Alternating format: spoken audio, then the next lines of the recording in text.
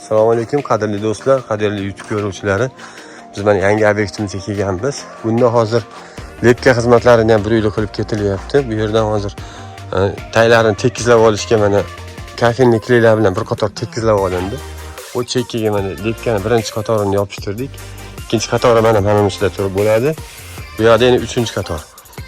Xullas bu yerga atkoslariga lepka yopishtirib ketamiz. Bular hozir hammasini lepka olib kelishlari-yu, travertin xizmatlari hammasini o'sha ichida qilib kelishgan holatda qilinyapti. Bu tashqi ko'rinishimiz, men sizlarga ichkarisini ham obzor qilib beraman. Mana bu yerda hozir ichkarilar tayyorlab olingan.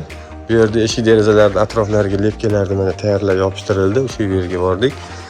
Hozir lepka xizmatlari, travertin xizmatlari hammasini shu birgalikda qilib yetkazib beramiz. Xudo xolasa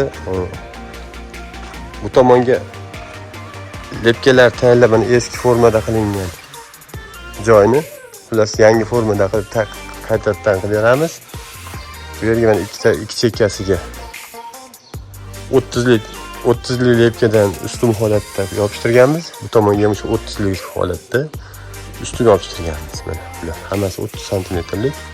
Bu yerga ichkariga o'sha atasentodan xudo xolasa ramkalarni ishlab travertin atrofiga ichiga atasento qilib xizmat qilib beradi.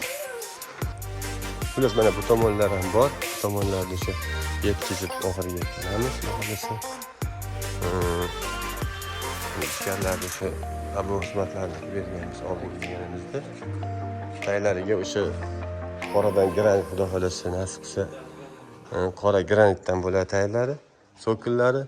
Mana hozir xullas mana tomon to'liq obzorini beramiz.